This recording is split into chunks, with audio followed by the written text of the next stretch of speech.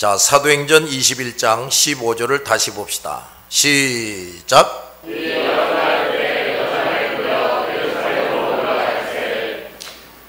여장을 꾸려를 더 잘 번역하면 떠날 준비를 하고입니다. 자, 바울과 동행하던 제자들은 가이사랴의 동역자들과 같이 바울이 예루살렘으로 가는 것을 만류했지요. 그런데 그것이 주님의 뜻인 줄 알고, 바울이 예루살렘으로 가는 것이 주님의 뜻인 줄 알고 더 이상 그를 괴롭게 하지 않았습니다. 그들은 바울과 동행하기 시작했을 때부터 어떤 고난이라도 함께 받을 것을 결심한 사람들이었어요. 그들이 바울을 만류한 것은 고난이 두려워서가 아니라 바울을 진심으로 사랑했기 때문입니다. 그들은 스승이요 위대한 하나님의 사람 바울을 마지막 순간까지 최선을 다해서 돕고 보호하고 주님의 뜻이라면 자신도 죽을 각오를 하고 떠날 준비를 한 것입니다. 주님께서 큰 시련이 기다리고 있는 예루살렘으로 가자고 하셨을 때 제자 도마가 우리도 주님과 함께 죽으러 가자 하고 말한 것과 같이 한 겁니다.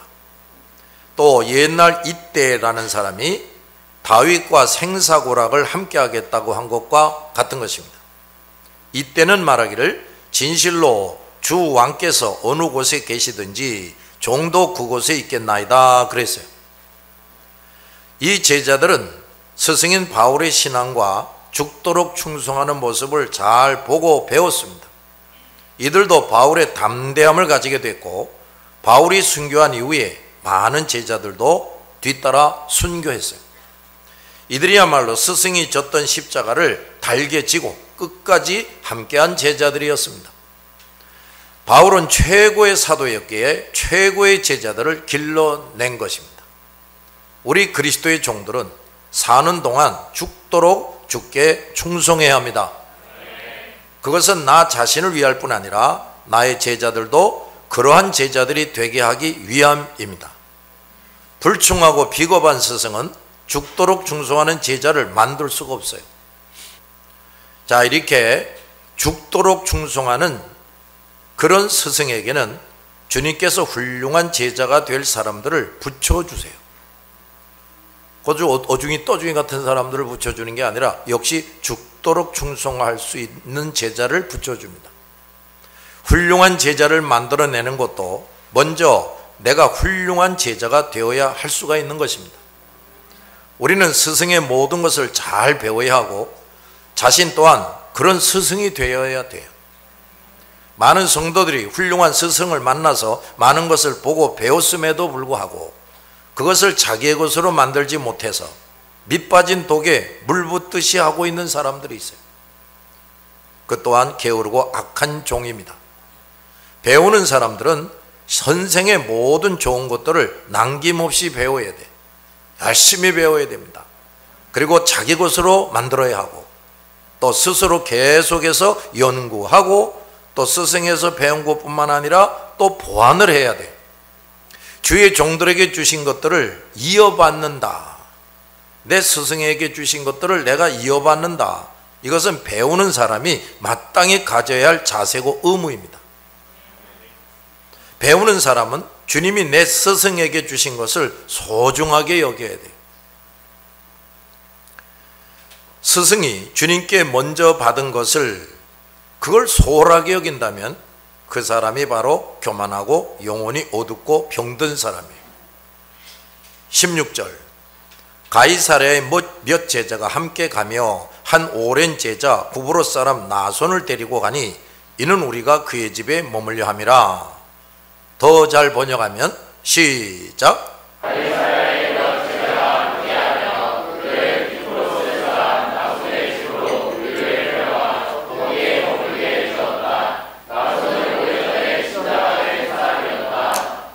가이사랴에 몇 제자가 함께 갔다 그랬습니다. 바울은 그동안 지나쳐오는 곳곳마다 제자들을 만났고 그때마다 그들은 바울과의 마지막 순간에 크게 슬퍼하며 눈물을 흘리며 전송을 했어요. 그런데 이 가이사랴, 그러니까 빌립과 딸들이 있는 이 가이사랴의 제자 중에 몇 사람은 바울과 동행하는 제자들과 같은 믿음과 각오로 바울을 따라 나선 겁니다. 바울과 같이 나도 죽으러 가겠다 이렇게 된 거예요. 이들은 그 위대한 하나님의 사랑과 한순간이라도 더 함께하며 그를 통해서 더 배우려고 했어요. 그리고 그 일을 함에 있어서 혹시 만나게 될 큰 위험도 감수하기로 결심한 겁니다. 엘리사는 스승인 엘리야가 승천할 것을 알았을 때 더 열심히 엘리야를 가까이 했습니다. 엘리야가 여러 번 자기를 떼어내려고 할 때 더 가까이 들러붙었어요. 그 결과 그는 스승보다 갑절의 영감을 받았습니다. 스승의 모든 것을 물려받을 제자들은 이런 마음을 가져야 돼. 끝까지 들러붙어서 하나라도 더 배우려고 애를 써야 돼. 바울과 끝까지 동행한 제자들 역시 바울을 보호하고 돕고자 했을 뿐 아니라 그에게서 더 얻고자 하는 간절함, 선생에게서 더 배우고자 하는 간절함이 누구보다도 강했단 말이에요. 이들은 죽기를 각오하고 그렇게 했고 결국 바울 이후에 최고의 속사도가 됩니다. 주님을 더 잘 알려하고 더 충성하려고 애쓰고 힘쓰는 사람, 그것을 꾸준히 하는 사람, 더욱이 이 제자들처럼 죽기를 각오한 사람들을 가려냅니다. 곤란해요. 게으름 피우고 뒤에서 딴짓하고 이런 사람들이 아니라 그 선생과 함께 힘쓰고 애쓰는 사람, 또 배운 것을 꾸준히 하는 이런 사람을 주님이 이렇게 핀셋으로 딱 집어서 끄집어내는 것처럼 그렇게 하신다고 말이에요. 그리고 그들을 최고의 반열에 서게 해주십니다. 우리는 더욱 주님을 사랑하고 주님께 더 충성하는 사람이 되기 위해 힘써야 합니다. 그래서 눈치 슬슬 보고 편안하게 지내려고 하면 절대로 안 되는 거예요. 이런 중심이 분명하게 자리 잡지 않은 사람은 아직 주님의 제자가 아닌 것입니다. 교인은 될지 몰라도. 그리고 그 영혼이 아직도 잠자고 어둡고 병든 상태에 있는 사람이, 아직도 자신이 주님께 얼마나 형언할 수 없는 사랑과 자비를 잊고 있는지 잘 깨닫지 못하고 있는 사람이, 이런 사람들은 주님을 사모하지 못하고 주님께 더 충성하려는 마음이 없어요. 그저 뭘 더 가지려고 하는 마음만 있지. 따라서 주님을 더 알고 배우기에 힘쓰지 않고 주신 은혜에 보답하려고 애쓰지 않습니다. 이런 성도들, 심지어 목사들, 교회 지도자들이 많습니다. 이런 사람들은 심령을 꿰뚫어 보시는 주님께서 신임하시거나 가까이 하지 않으세요. 주님이 가까이 하지를 않는다고 더 큰 은혜를 베풀어 주시지 않습니다. 또 게으르고 소극적이고 변덕스럽고 불충하고 자기를 부인하지 않고 자기 십자가를 지지 않는 사람을 주님은 결코 귀하게 사용하지 않습니다. 나는 지금 어떤 사람인가 정직하게 살펴보시기 바랍니다. 그들은 키프로스 사람, 이 구브로, 우리 여기 성경 구브로라고 되어 있는데 키프로스, 오늘날 영어 표현으로는 사이프러스라고 그러는데 이게 바로 그 바나바의 고향이에요. 그 키프로스 사람 나손의 집으로 우리를 데려가 거기에 묵게 해 주었다. 나손은 오래전에 신자가 된 사람이었다 그랬어요. 여기서 우리는 몇 가지를 알 수가 있습니다. 첫째, 바울과 동행하는 제자들은 영적 분별력이 있었다는 거예요. 그들은 바울을 신자 중에서도 믿을 만한 신자의 집으로 모시고 갔습니다. 나손은 오래전에 신자가 된 사람이었다 그랬어요. 성숙한 하나님의 사람인 나손의 집은 바울이 주님과 깊이 기도로 교제하고 제자들과 성도들과 교제하고 하나님의 말씀을 가르치기에 적당한 곳이었다고 말이에요. 두 번째, 나손은 준비된 사람이었어요. 그는 이미 오래된 그리스도인이었습니다. 나손은 숱한 유혹과 환난을 견디고 이긴 사람이었습니다. 당시의 나그네를 자기 집에 투숙하게 하는 일은 매우 꺼림칙한 일이었어요. 그러나 나손은 성숙한 그리스도인으로서 하나님의 사람을 알아보았고 그에게 기꺼이 숙식을 제공하고자 한 것입니다. 그 믿음 안에서 사랑을 실천하고 대접을 잘하는 사람이었어요. 나손은 이미 현실적으로도 복을 받은 사람이었습니다. 그의 집은 바울뿐 아니라 동행하던 제자들도 다 수용할 수 있을 정도로 꽤 규모가 있었어요. 나손은 그 이전에도 많고 적은 나그네들, 하나님의 사람들을 자기 집에 투숙하게 하며 대접할 수가 있었어요. 세 번째, 나손은 교회 지도자들에게 인정받는 사람이었어요. 제자들이 나손의 집을 바울이 투숙할 곳으로 선택한 것을 보면 나손은 당시 많은 그리스도의 제자들에게 인정받는 성숙한 그리스도인이었음을 알 수가 있어요. 또 그의 이름이 성경에 기록된 것을 보면 그는 주님께도 인정받는 사람이었음이 틀림이 없어요. 네 번째, 나손은 위대하고 신령한 하나님의 사람을 모실 수 있는 영광을 얻게 됩니다. 예루살렘에는 이미 예수 믿은 유대인들이 수만 명이나 되었어요. 그래서 바울과 그 일행을 모실 수 있는 제자들이 꽤 많이 있었습니다.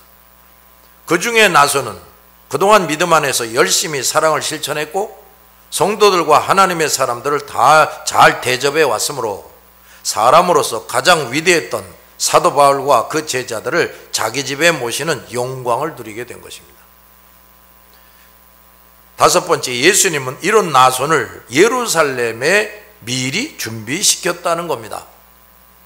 예수께서 성만찬을 위해 어린 나귀와 성만찬을 나누는 집이 준비되게 하신 것처럼 주님께 충성한 종들은 주님에 의해서 이렇게 영육간에 필요한 모든 것이 미리 준비되고 제공되는 겁니다. 그러니까 주님이 인정하는 사람이 돼야 돼. 이런 사람에게는 필요한 것을 다 준비시켜 주신다고 말이에요.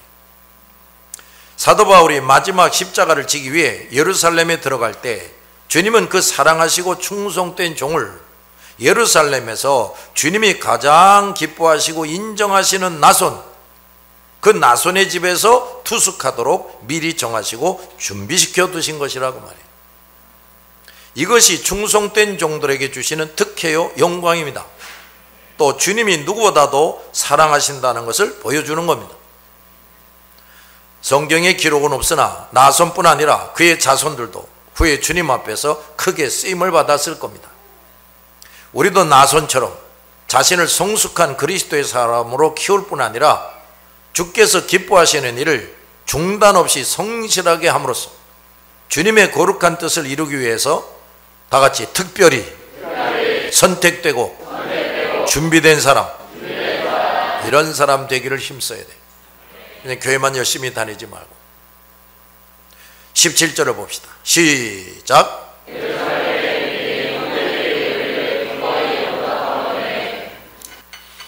예루살렘 교회의 형제들이 바울 일행을 기꺼이 영접했다 그랬습니다.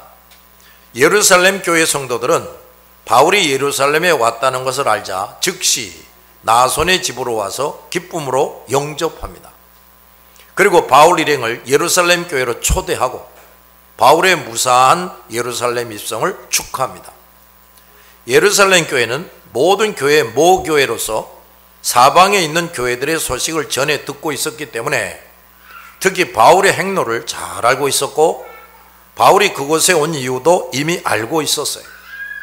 예루살렘 교회야말로 가장 먼저 성령 충만을 받은 교회고 거기에는 말씀과 믿음과 성령 충만한 사도와 장로들이 상주해 있었으므로 주님의 거룩한 뜻에 따라 바울이 이 큰 십자가를 지게 된 것을 모를 리가 없었어요. 따라서 예수님이 십자가를 지시기 위해 예루살렘에 입성하셨을 때 많은 유대인들이 예수님을 크게 환영하며 맞이한 것처럼 바울이 거룩하게, 이 바울을 거룩하고 엄숙하게 영접하는 겁니다. 우리는 동력자가 주님의 거룩한 뜻을 따라 움직일 때, 특히 내 앞에 나타났을 때, 그런 동력자가 내 앞에 나타났을 때 그가 주님이 지워주신 십자가를 지고 가고 있다는 사실을 기억하고 엄숙하게 맞이하고 보내주기도 해야 합니다. 동력자가 남다른 십자가를 지기 위해서 내게 이르렀는데 그것을 알아보지 못하거나 무관심하거나 그 사람을 냉대한다면 그런 사람은 동력자가 아니고 그 뒤를 따를 수 있는 사람이 아직 되지 못한 사람이에요. 예수께서 십자가를 지고 가실 때 베드로와 다른 제자들은 예수님이 왜 어디로 가시는지 도무지 몰랐어요. 다른 제자들은 한결같이 예수님을 뒤로 하고 도망갔습니다. 우리는 이런 분별력이 없는 제자가 되지 않도록 잘 준비하고 항상 깨어 있어야 합니다. 그리고 내 앞에서 십자가를 지고 가는 동역자를 정성을 다해 영접하고 진심 어린 위로와 격려를 하고 필요하다면 그 무엇도 아낌없이 주저없이 도와야 됩니다. 우리는 앞서서 십자가를 지고 가는 동역자와 사귈 수 있고 함께할 수 있을 때 그것을 영광으로 여겨야 돼요. 그리고 나도 조만간 그리스도의 명령이 주어질 때 그와 똑같이 거룩한 십자가를 지고 갈 것을 결심하고 준비해야 합니다. 많은 성도들, 심지어 목사와 교회 지도자들이 남달리 십자가를 지고 가는 동역자들을 분명히 보고 있음에도 무관심하고 냉담하고 그냥 지나쳐버려요. 그것은 아직도 성숙한 그리스도인이 되지 못했고 동역자의식, 한몸의식이 부족하고 주임을 머리로 하고 주인 삼은 사람이 되지 않았다는 증거예요. 내가 혹 이런 사람이 아닌가 정직하게 돌아보아야 합니다. 당시 예루살렘 교회 성도들은 바울을 기꺼이 영접할 때 어려움을 당할 수도 있었어요. 그야말로 자기네들도 피해를 볼 수가 있다고 말이에요. 그러나 그들은 기꺼이 바울을 영접했습니다. 환난의 때 피해를 볼까 두려워서 동역자들을 외면하고 기피하는 사람들이 있어요. 이런 비겁한 사람이 되지 말아야 하는데 그것은 인격을 둬야 해서 되는 일이 아니에요. 더욱이 죽느냐 사느냐 하는 상황에서 인간적인 의리, 좋은 인격, 담력으로 할 수 있는 일도 아닙니다. 저들은 모두 말씀과 믿음과 성령이 충만한 사람이었기에 죽기를 불사하고 바울을 영접할 수가 있었던 거예요. 18절 시작.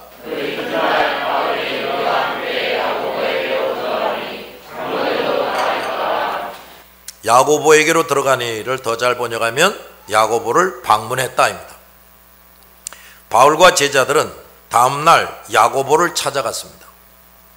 야고보의 집을 방문했다는 말은 예루살렘 교회를 방문한 것입니다. 그곳에는 장로들도 모여 있었어요. 당시 다른 사도들은 복음 전파를 위해서 각 곳에 흩어져 있었고 예루살렘 교회는 상황에 따라 사도 중에 한 명이 돌아가면서 상주했어요. 왜냐? 각처의 지도자들과 성도들이 예루살렘 교회로 수시로 모여왔기 때문이에요.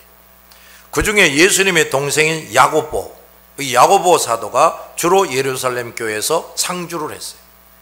그리고 평상시 교회 사역자들인 장로들이 이 사도들을 도와서 열심히 말씀을 가르치고 교회를 치리하고 있었습니다. 19절에는 바울이 문안했다는 표현이 나옵니다. 바울은 그들 모두에게 인사하고 안부를 묻고 그들을 사랑하고 존경하는 마음을 표했다 그 말이에요. 그리고 그들과 마지막 교제와 사랑을 나누었습니다. 당시 문안은 그 문안받는 사람의 구원을 기구하는 것입니다. 당신도 구원받기를 바랍니다. 이런 것이 주 내용이에요. 이런 성도의 상호간의 문화는 그리스도인들이 마땅히 갖추어야 하는 거룩한 예입니다. 그들 상호간에 사랑을 표하고 돈독하게 하는 동시에 주님에 대한 사랑을 표하고 더 돈독하게 하는 일이었어요. 따라서 당시 성도들이 만날 때마다 주님의 이름으로 문안하는 일은 단지 인사치레가 아니고 진정한 사랑과 믿음의 표시였습니다. 오늘날 우리 성도들도 서로 만날 때마다 불신자 우상숭배자들이 하는 인사가 아니라 예수의 보혈의 은총으로 하나님의 자녀가 되고 그리스도를 머리로 하여 한 몸을 이룬 사람들로서 거짓이 없는 진실한 사랑 그리고 뜨거운 사랑으로 서로 인사해야 하는 겁니다. 동시에 모두 일치하게 그리스도를 거짓이 없이 뜨겁게 사랑함을 표하고 그 의미를 더 깊이 인식하고 간직하면서 인사하는 거예요. 성도는 성령으로 한 몸이 된 사람인데 멀리 떨어져 있다가 다시 만날 때야말로 얼마나 뜨겁게 사랑을 표하는 시간이 돼야 하겠습니까? 진실한 믿음을 가진 성도들은 이 땅에서도 이러한 진실하고 거룩한 만남을 얼마든지 체험하며 살 수 있어야 합니다. 그러므로 그의 삶은 결코 외롭지가 않은 거예요. 19절 시작.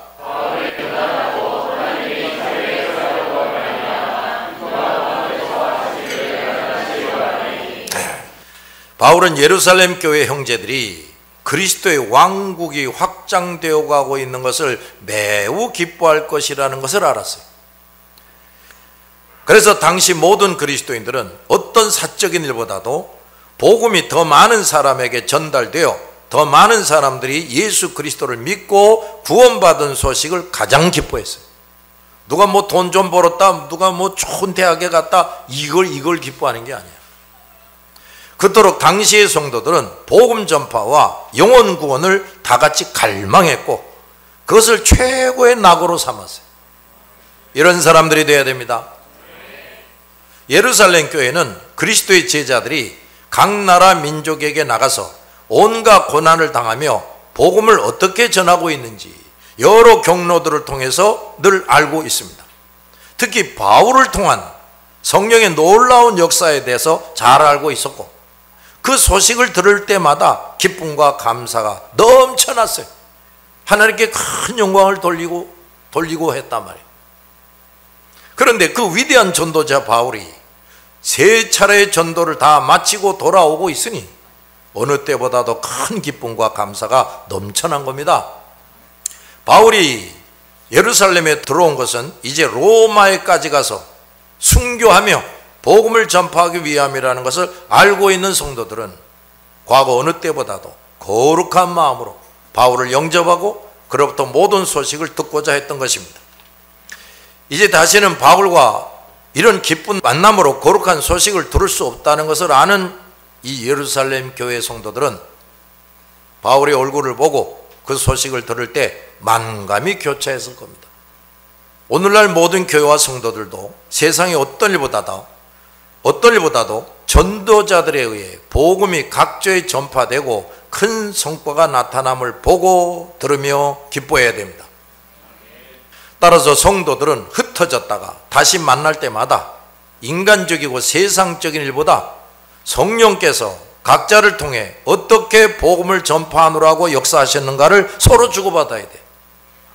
오늘날의 많은 성도들은 그저 만나면 자식들 이야기, 집 마련한 이야기, 인간적인 소식들을 자주 대화하고 각자의 전도 사역에 대해서는 별로 이야기하지 않습니다. 이건 아주 잘못된 거예요. 물론 인간적인 이야기도 나눌 수 있는데 우리는 무엇보다도 우리 모두의 최대 사명, 관심사는 복음 사업이 되어야 마땅하지요? 복음 전파를 최고의 사명으로 삼고 있는 사람들, 그것을 위해 어떤 고난도 마다하지 않고 사는 사람들이 서로에 대해서 가장 관심 있어야 할 것은 다름 아니라 복음 사역일 수밖에 없는 겁니다.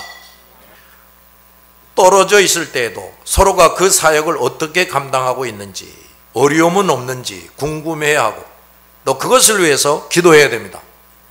각자 흩어져서 열심히 복음을 전하다가 다시 만나게 됐을 때 동역자들이 만난 것에 대한 기쁨, 과부가 과부 사정 알아준다고 말이에요. 전도하느라고 고생한 사람들을 만났을 때 그 기쁨, 또 서로의 사역을 나누는 것에 대한 간절한 마음이 있어서 그것을 나누며 기뻐하고 감사하고 서로 위로하고 격려하며 하나님께 감사와 찬송을 드려야 하는 겁니다. 이런 교회가 되어야 돼. 이런 교회가. 초대교회 성도들은 모두 그런 삶을 살았단 말이에요. 사도행전은 이것을 우리에게 누누이 알게 해줍니다. 사도들이 이렇게 자기의 전도 사역에 대해서 다른 성도들에게 상세히 말해주는 것은 서로에게뿐 아니라 연약한 사람들이나 전도 대상자들에게 큰 유익이 됩니다.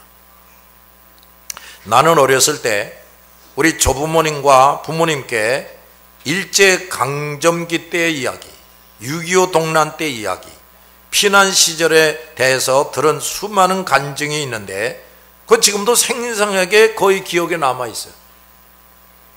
먼저 말씀을 듣고 그 다음에 말씀과 연관된 간증을 들었는데 그것을 들을 때 앞에서 들은 말씀이, 성경 말씀이 더 분명하게 이해되고 깨닫게 돼요. 그리고 확신과 더불어 각오와 결심을 나도 분명히 가지게 됐습니다. 그분들의 생생한 간증들은 내가 직접 경험한 것은 아니지만 내가 경험한 것 못지않게 내 영혼에 큰 감동을 주었어요. 그것들이 내 영혼에 아로새겨졌고 그 모든 기억이 지금 내 신앙과 사고방식과 또 미래의 비전을 확실하게 해주었습니다. 어떤 어려움이나 갈등의 순간을 만났을 때 나는 그분들의 간증을 떠올리면서 또 그분들의 말과 행실을 떠올리면서 뭐 오래 고민할 것이 없어요. 금방 결론이 납니다. 그리고 강하고 담대해질 수가 있었어요. 그리고 그분들이 체험했던 성령의 역사는 내 영혼 속에 확실하게 자리를 잡았고 나도 그분들이 체험했던 것을 차례로 체험하고 있습니다. 만약 그분들의 세심하고 생생한 간증들을 듣지 못했다면 지금의 나도 없었을 겁니다.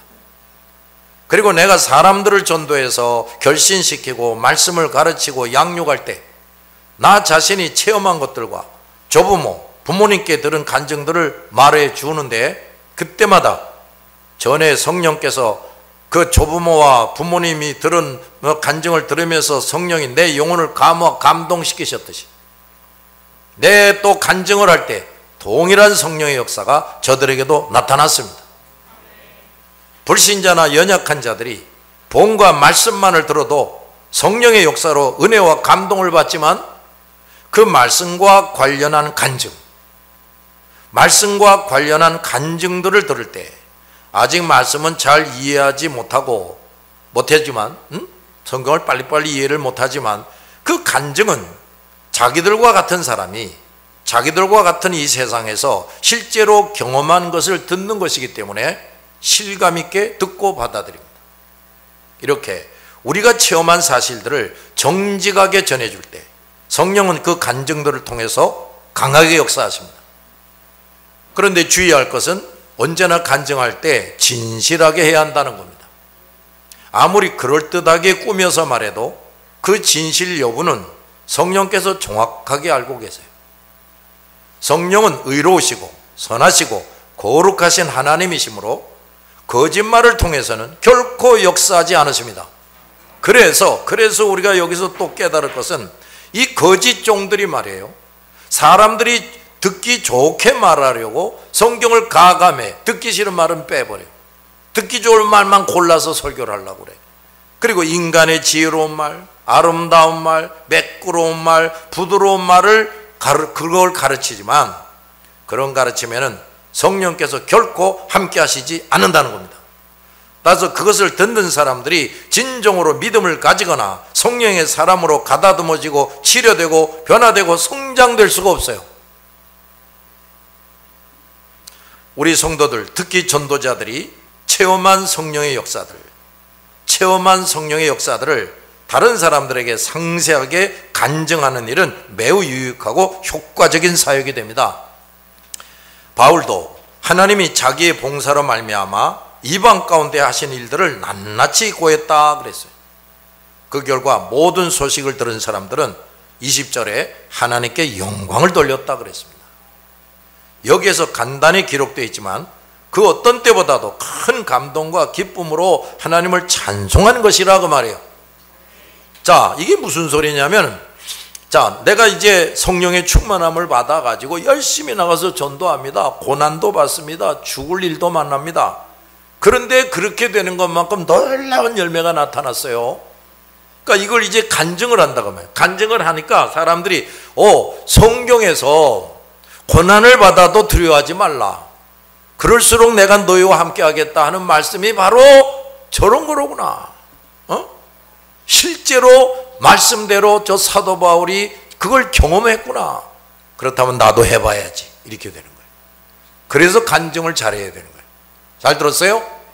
성경 말씀은 말하지 말고 내가 경험한 것들을 자꾸 간증을 하라고 하는데 정직하게 과장하고 엉뚱한 소리 덧붙이고 그러지 말고 이렇게 할 때 그의 사역을 통해서 하나님께 큰 영광이 돌려지게 됩니다.